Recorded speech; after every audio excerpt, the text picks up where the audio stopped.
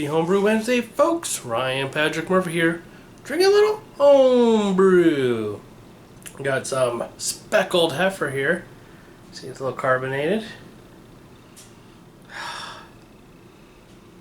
Has kind of a sweet smell to it. Really light. I've brewed it before. You guys have probably seen videos of me either brewing this or drinking it before.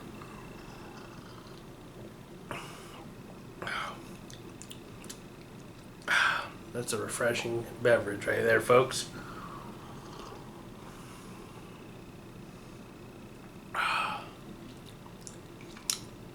Way better than that Bud Light crap.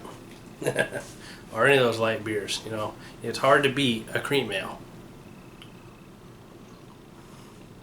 Anyway, what's new, huh? What is new? What is new? Well, I brewed this week. Finally got back to brewing. Brewed the old Little Girl Amber Ale, which was a remake of the YouTube Amber Ale we came up with. Except, notice here, it says right there, no 77L. I went to a brew shop in Omaha and could not find Crystal 77. That's kind of a rare one. I knew if I got out to the one that's far west, I probably could have gotten it.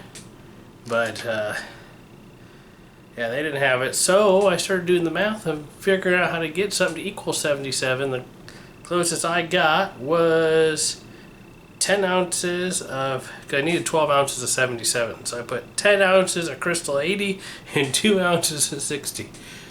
And that comes out, if you do the math, which, you know, I'm sure it's not exactly right with Glove Bond or what and all that, but it was like 76.6666667.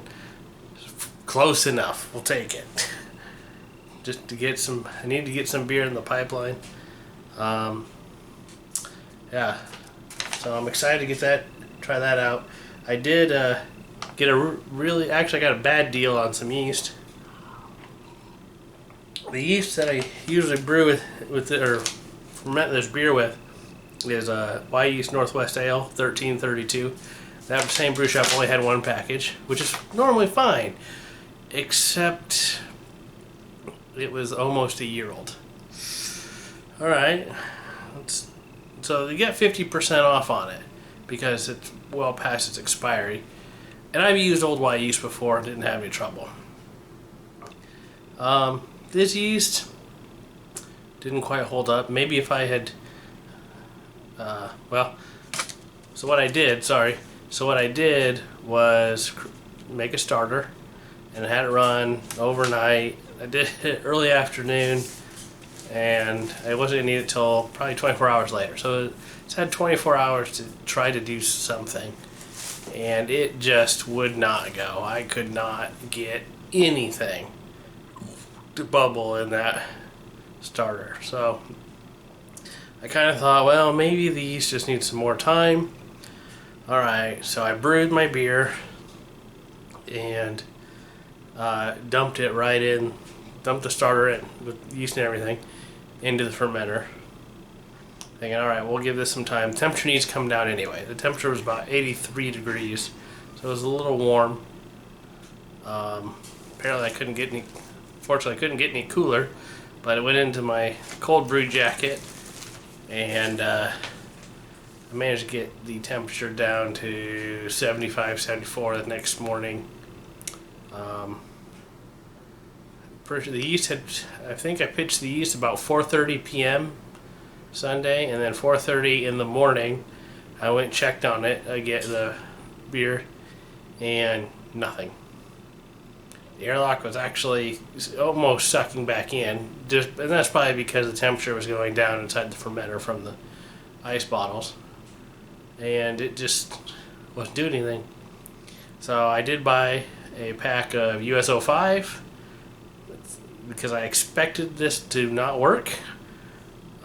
This is actually the first time I've had yeast not function ever. So using the emergency pack of yeast kind of surprised me. but I used it. It's chugging along nicely now. We're at, actually I can look up what we're at. I believe it's dropped to 1037 from 1044. 1044 is a little low for this beer. It should be about 1051, but I have not been able to hit my gravity, so that's unfortunate. So anyway, USO5 is fermenting. We're doing good. Things are bubbling away. Played with some new software. It actually is a web application for brewing. I know it's been out about a year and a half, I think, maybe, called Brewfather. Anybody can use this. You get a 30-day free of their premium version. There are some limitations in their free version. I think you can only have like 10 recipes and do 10 batches or something, or maybe keep a record of the 10 batches. And you can't, get some of the advanced features like importing and exporting your recipes. So I tried out the premium, and it's not bad. I don't really like the crystal malt selection that's in there, because first of all, everything defaults to like EBC and metric and metric and EBC for like color. So you go in, you can switch it back to SRM, but it's still using SRM as the color of the grain, which you don't measure color of grain in SRM, you measure it in Levibond, and they're not exactly equal. Now, I guess there's an old scale where they were equal, but they're not anymore, so that's confusing, because 80 Levibond equals about 110 SRM. You can find the online calculator, look it up yourself. And they were still showing an SRM, so I kind of just went with it. And even in here, you can even look at this. Now, first of all, this would be the color of the wort, but I have a black and white printer. There you go. 10 ounces of the crystal malt, crystal caramel malt, 80 SRM. That really annoyed me. I mean, the malt is going to say ADL on it. Why not just put that in the name? The 80 SRM wasn't even the name. It was just crystal caramel malt. Every other application I use would have 80L or 60L. It's kind of an important detail, and I don't know why they did it this way. And maybe I'm getting too bent out of shape about it. So that part I did not like. What I did like was the actual brew day. I did my brew day through the web app. It had all the timers set. I had one little problem, but it's not important right now. In the app, they have profiles for different brewing equipment, and they even had Grainfather 110 volt. If you're doing a 60-minute mash or a 90-minute mash, and it figures out all the water for you.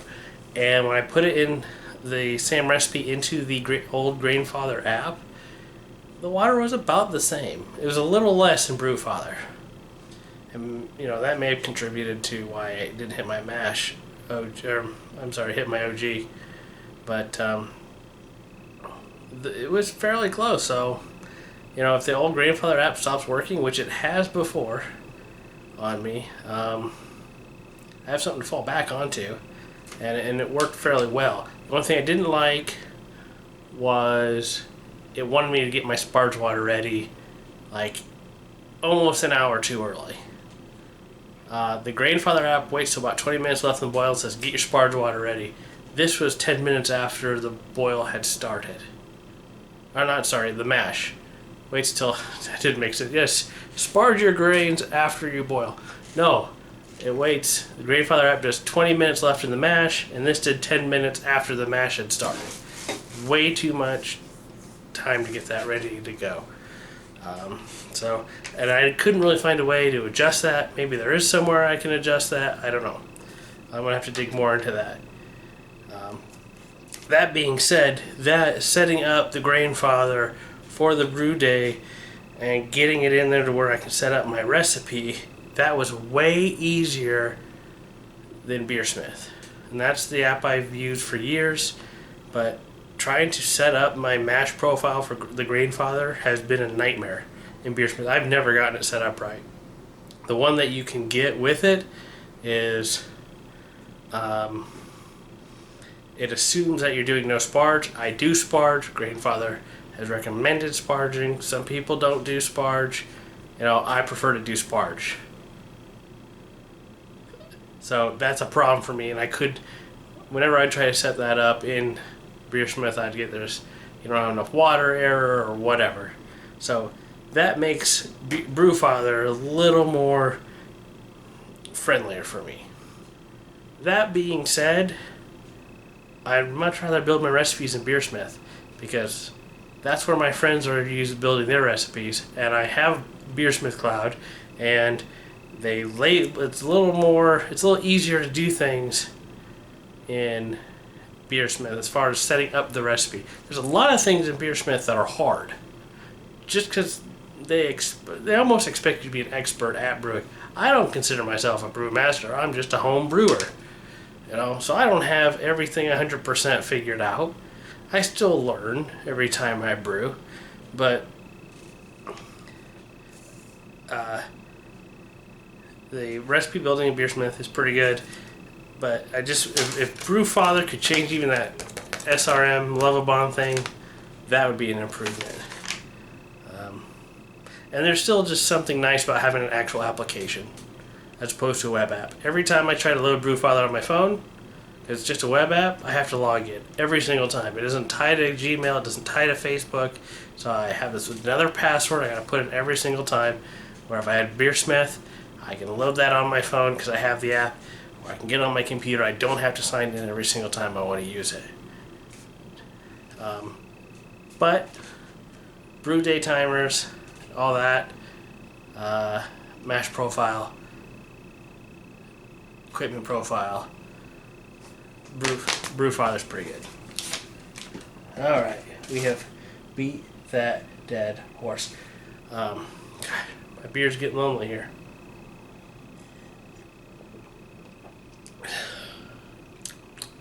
It's good stuff.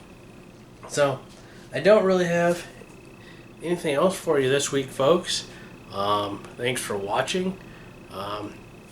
Did not get to build a recipe. Nobody responded to comments of ingredients, try to build a recipe from, so we're not really going to do that now. Maybe if I get more followers again, more people watching the videos, we can get more traction on that and try again. So, we're going to put that on the back burner for now. I need to find something else to brew in the next few weeks.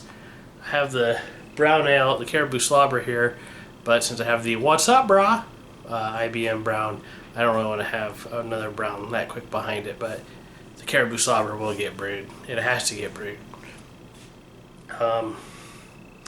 Let's see, did I get any new brew stuff? I don't think I bought any new brew stuff. No. Oh, look. I don't know if you can see this now. Some better lighting, but my cold brew jacket's at 65 degrees. Actually, the wort is at 65 degrees, and we're down to 1036. So, start at 1044. If I pull up oh, here's something nice with Brewfather. You can integrate it with your tilt if you have one, and there's some other equipment you can integrate it with.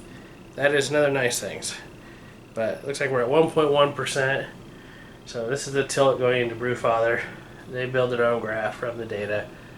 And yeah, 1.1% ABV so far. It's probably got a ways to go. I probably need to calibrate this thing still too. I've put in some like distilled water and it came out exactly at 1, so thought would be alright. But I may have to get some sugar water, and they have a whole thing to do. But anyway, that's all I got for you this week, folks. Cheers. 17. We'll catch you next time.